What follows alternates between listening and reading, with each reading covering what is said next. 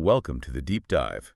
Today we're tackling biological invasions, but maybe from an angle you haven't thought much about their direct hit on human quality of life. Yeah, beyond just the usual environmental damage talk. Exactly. We're diving into a really key paper from 2017 led by Bacher. It's called Socioeconomic Impact Classification of Alien Taxa, or SEICAT for short. SEICAT, right. SEC. And our goal here is to really unpack this system. It's meant to be a standardized way to assess the costs invasions inflict on us, on human societies, moving way beyond just dollars or ecosystem metrics. And it's so important we talk about this. Biological invasions, I mean, they're recognized as this huge driver of global change. The costs are just massive. We've had a system for the environmental side for a while now, EICAT, that's the Environmental Impact Classification for Alien Taxa. Right, EICAT, we know that one. But the socioeconomic side, that's trickier. These impacts vary a lot, and they're really hard to measure consistently across different places. And interestingly, sometimes they're reported more often than the ecological ones. Yeah, that's true. In places like Europe, for instance, you actually see more documented socioeconomic impacts for some alien species than ecological ones, probably because, well, people feel those social effects directly, immediately. And I think you mentioned a key finding that really pushed for this new metric was the lack of connection between the two. You can't just guess the social impact from the environmental one. That's the core issue. You absolutely cannot reliably infer socioeconomic impact from environmental impact. The classic example everyone uses is the tiger mosquito. Aedes albopictus. Nasty little thing. Right. Its EICAT score, the environmental one, is probably relatively low. You know, its impact on local biodiversity isn't thought to be huge. Okay. But its ability to transmit diseases like dengue or Zika, that gives it an immediate, potentially very high socioeconomic impact. Public health, lifestyle changes, fear. So its SEICAT score could be high, even if the ICAT is low. Yeah. That disconnect is really why SEICAT needed to exist. Precisely. That's the gap it fills. Okay, let's dig into the cost aspect first. Yeah. If the problem is cost, and we hear figures like invasions costing billions globally, why not just stick with money? Isn't using, say, minimum management costs or trying to monetize the damage the most straightforward route? It seems like it should be, doesn't it? But trying to put a price tag on everything runs into huge problems. Such as? Well, first, how do you monetize certain things? Like, what's the dollar value for losing a sacred cultural practice because an invasive species wiped out a totem animal? Yeah, impossible. Or the long-term cost of chronic health issues in a community. It's often just not feasible, or the numbers become meaningless. Okay. And maybe even worse, the monetary estimates we do have are often really flawed. They tend to rely heavily on things like management costs or research budgets. And those vary wildly place to place. Exactly. Think about the cost of paying a crew to remove an invasive plant in, say, Switzerland versus in a developing nation. The wages are completely different. So the monetary cost estimate might be vastly different, even if the actual impact on people's lives, their ability to farm or fish or just live safely, is identical or maybe even far worse in the poorer country. So using money just doesn't capture the real human impact, especially across different contexts. It really doesn't. These utilitarian money-based approaches just fail to grasp that crucial context dependence. All right, so if traditional economics and just counting money is out, where did the SEICAT researchers look for a better foundation? This is where I think the paper gets really clever. They needed something that works globally, something stable despite economic differences, so they turned to the capability approach. The capability approach from welfare economics. That's the one.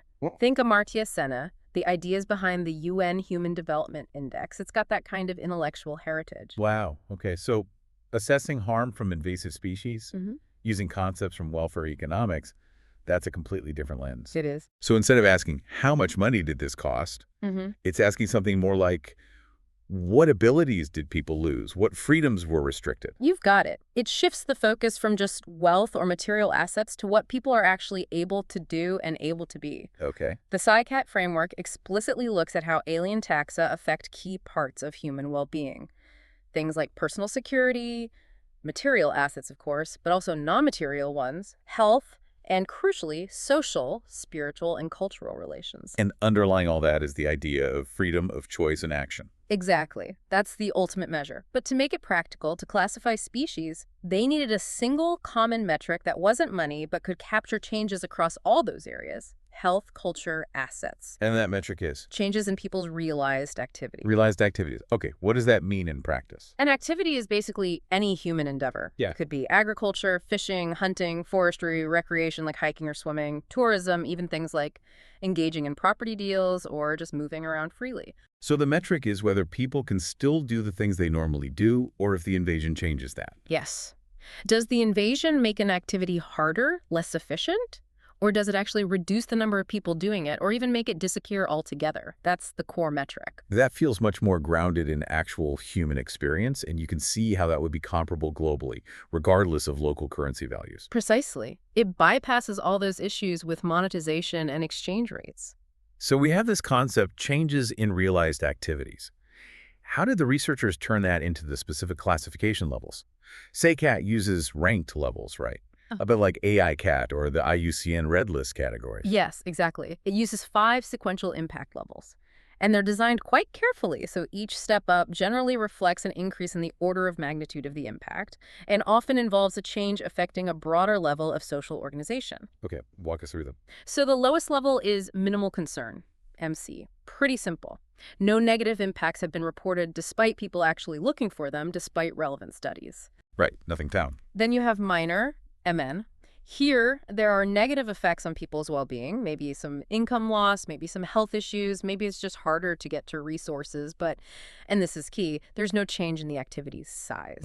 Okay. So using your earlier example, maybe the Koki frog noise makes selling houses harder or less pleasant, but people are still buying and selling houses at roughly the same rate. Exactly. The activity is more difficult, more onerous, but the same number of people, broadly speaking, are still participating. It hasn't shrunk. Yeah, so it's only when people actually start dropping out or changing their behavior significantly that the score gets worse. Precisely. That brings us to moderate MO.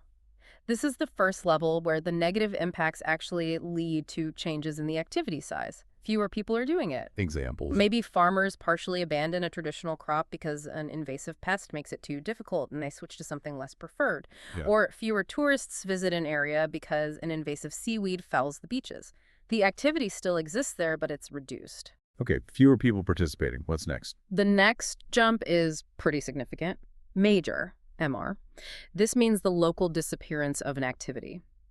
It's essentially collapse in a specific area, like a particular human settlement or a large part of the invaded region. Wow, local disappearance. But the crucial distinction for MR is that this disappearance is thought to be reversible, probably within about a decade, if you could get rid of the alien species or control it effectively. Okay, so it's gone, but maybe not forever. Right, which contrasts with the highest level. Massive MVD. This is also local disappearance of an activity. But here, the change is considered likely permanent or at least irreversible for a decade or more. Why? Because the invasion has caused some kind of fundamental structural change. A sort of socio-economic regime shift has occurred, making it very hard or impossible for that activity to come back, even if the invader was removed. That's a really clear progression. No impact. Yeah. Harder, but same participation. Reduced participation. Local disappearance. Reversible. Local disappearance. Likely permanent. Exactly. And one more vital point. The final SEICAT classification given to a species is determined by the single highest impact level recorded for it. Across any of those constituents of well-being, health, assets, culture, whatever, it's a maximum impact system. Like taking the worst single effect. We should also mention the other categories quickly. Things like not evaluated, NE, no alien population, NA, and the really big one, data deficient, DD. Yes, DD. We'll definitely come back to that one. It means there just wasn't enough information to make a classification. Okay, let's make this concrete. The paper itself tested SEICAT by trying to classify all known alien amphibians globally, 104 species. What happened when they applied this activity-focused non-monetary system to real invaders? This is where you really see the power and the sometimes surprising outcomes of the capability approach. Take the infamous cane toad, Rhinella marina. Oh yeah, everyone knows that one. Huge pest in Australia. Huge pest. And it scored major MR under SEICAT. Okay, major. Local disappearance of an activity, potentially reversible. What activity? Affecting farming, maybe? Poisoning livestock? Well, it does those things. But the impact that pushed it to MR in the study wasn't primarily direct financial damage. It was the documented abandonment of specific traditional cultural practices by some Aboriginal communities in Australia. Wait, say that again? The major score, the local disappearance, was driven by the loss of cultural activity. Yes, because the cane toad invasion led to declines in native species that were important totem animals or used in ceremonies. The cultural practice itself disappeared locally as a direct result of the dode. That is fundamentally different from how we usually frame invasion costs. That's measuring loss in a completely non-economic way. It perfectly illustrates the capability approach focus. It asks, what can people no longer do? Now, compare that to the Asian common toad, Dodophrynus melanostictus. Okay. It scored moderate MO. There were reports linking it to, tragically, the death of a child from suspected poisoning after handling or ingestion. A devastating health impact. Right. Wouldn't that be major or massive? You might think so intuitively. But based on the available evidence reviewed in the paper, there weren't reports of systemic changes in social activities following that. No documented evidence that whole communities stopped certain food gathering practices or that participation broadly dropped off. So the impact, while horrific in that instance, didn't translate to a widespread change in activity size or disappearance according to the SEICAT criteria used at the time. Hence, MO reflecting negative effects leading to potential changes, maybe increased risk perception, but not documented widespread abandonment. That highlights how strictly the system relies on documented evidence of changes in activities, not just isolated events, however severe. It does. And then at the lower end, consider the koki frog, Eleutherodactylus koki in Hawaii. The noisy one. The incredibly noisy one. It scored minor MN. People complain bitterly about the noise pollution. It affects sleep, quality of life. So why only minor? Because, according to the paper, the only documented impact on a specific human activity was a reported decline in the ease of property transactions in some areas. Real estate values were affected, making the activity of buying-selling property more difficult or perhaps less desirable.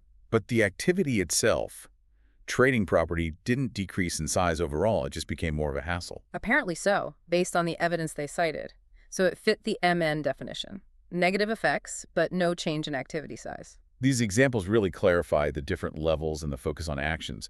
But what was the overall picture for amphibians? Well, this is the really stark finding. After assessing all 104 species, they found that for the overwhelming majority, 98 species, plus the African clawed frog Xenopus laevis, there was simply no information available on socioeconomic impacts. None. 98 out of 104 were classified as data deficient.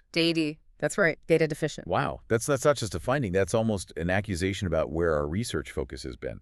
We essentially know nothing about the human impact of most alien amphibians. It's a massive knowledge gap. And even for the few species they could classify, the confidence in those classifications was often low, frequently relying on anecdotal reports rather than proper systematic socioeconomic studies. So the study itself kind of proved the need for SEICAT just by revealing how little we actually know using its framework. Absolutely. It highlights exactly where future research needs to go. Okay, let's loop back to the beginning. The whole premise was that environmental impact doesn't predict socioeconomic impact. Did the amphibian classification results bear that out when they compared SEICAT scores to existing IICAT scores? They did, very clearly. When they compared the SEICAT and ICAT scores for the amphibians they could classify, the scores were identical for only one single species. Only one. Only one. And overall, there was just no good statistical correlation between the two sets of scores. So definitive proof then. You can't guess one from the other. Pretty much. In the specific case of amphibians, it seemed environmental impacts, EICAT, tended to be a bit higher on average than socioeconomic impacts, ICAT. But the main takeaway is solid. They measure different things. You need both systems. Right. So what are the big implications here? For policymakers trying to manage invasions, for scientists, for the public, how does having SEICAT change things? Well, first, it gives managers a much sharper tool for prioritization. Now you can combine SEICAT and ICAT scores. So you can identify the species that are potentially high impact on both fronts.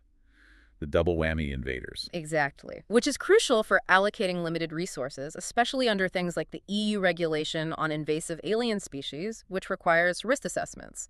SEICAT provides that missing socioeconomic piece in a standardized way. And it's transparent, right? You can point to a score and explain it in terms of lost activities. Yes, that transparency is vital. It helps build public understanding and support for management actions, which can often be costly or controversial.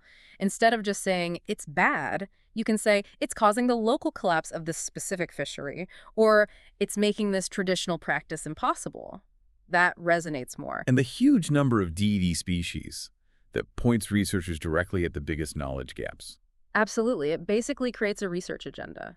We urgently need systematic socioeconomic studies focused on those species currently flagged as data deficient. It's not a static system either, is it? No, not at all. SEICAT is designed to be dynamic. Classifications aren't set in stone. They absolutely should be reviewed and updated regularly as new data comes in. The goal is to move species out of that DD category as we learn more. That makes sense. It's a living framework. So wrapping up, SEICAT really offers this crucial non-monetary perspective. It forces us to look beyond just the financial bottom line or the ecological disruption and ask how invasive species are fundamentally changing what people, communities, are actually able to do and to be. It's about those realized activities. It's part of it. And thinking of that powerful example you gave, the cane toad getting a major score because it led to the abandonment of cultural practices. It leaves a pretty provocative thought for you, the listener.